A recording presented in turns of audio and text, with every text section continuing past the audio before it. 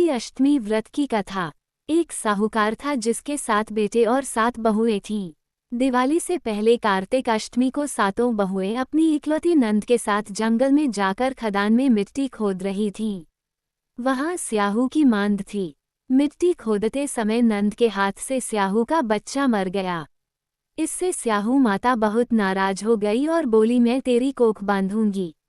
तब नंद अपनी 7 भाभियों से बोली, तुम में से कोई अपनी कोख बंधवा लो। सभी भाभियों ने अपनी कोख बंधवाने से इनकार कर दिया, परंतु छोटी भाभी सोचने लगी कि अगर मैंने अपनी कोख नहीं बंधवाई तो सासू जी नाराज होंगी। ये सोचकर नंद के बदले में छोटी भाभी ने अपनी कोख बंधवा ली। अब इसके बाद उसको जो बच्चा होता वह 7 दिन का होकर मर जाता। एक दिन पंडित को बुलाकर पूछा, मेरी संतान 7वें दिन क्यों मर जाती है? तब पंडित ने कहा, तुम सुरही गाय की सेवा करो। सुरही गाय स्याहू माता की भायली है, वह तेरी कोख खुलवा देगी, तब तेरा बच्चा जिएगा। अब वो बहुत जल्दी उठकर चुपचाप सुरही गाय के नीचे साफ सफाई कराती। सुरही गाय ने सोचा, रोज उठकर कौन मेरी सेवा कर रहा है, सो आज देखूंगी। गऊ माता खूब सवेरे उठी, देखती है कि साहूकार के बेटे की बहू उसके नीचे साफ सफाई कर रही है। गऊ माता उससे बोली, क्या मांगती है? साहूकार की बहू बोली, स्याहू माता तुम्हारी भायली है और उसने मेरी कोख बांध रखी है, सो मेरी कोख खुलवा दो। गऊ माता ने कहा, अच्छा ठीक है। अब तो गऊ माता समुद्र पार साहूकार की बहू को अपनी भायली के पास लेकर चल पड़ी। रास्ते में कड़ी धूप थी, सो वह दोनों एक पेड़ के नीचे बैठ गई।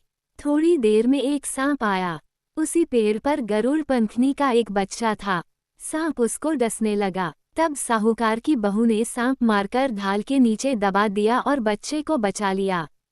थोड़ी देर में गरुड़ पंखनी आई तो यहाँ खून देखकर साहूकार की बहू को चोंच मारने लगी। तब साहूकार की बहू बोली, मैंने तेरे बच्चे को नहीं मारा, बल्कि सांप तेरे बच्चे के करीब आया था, मैंने तो उससे तेरे बच्चे की रक्षा की है। ये सुनकर गरुड़ पंखनी बोली, मांग तू क्या मांगती है? वह बोली, 7 समुद्र पार स्याहू माता रहती है, हमें तू उसके पास पहुंचा दे। तब गरुड़ पंखनी ने दोनों को अपनी पीठ पर बैठाकर स्याहू माता के पास पहुंचा दिया। स्याहू माता उनको देखकर बोली, आ बहन, बहुत दिनों में आई है। फिर कहने लगी, बहन मेरे सिर में जुएं पड़ गई हैं।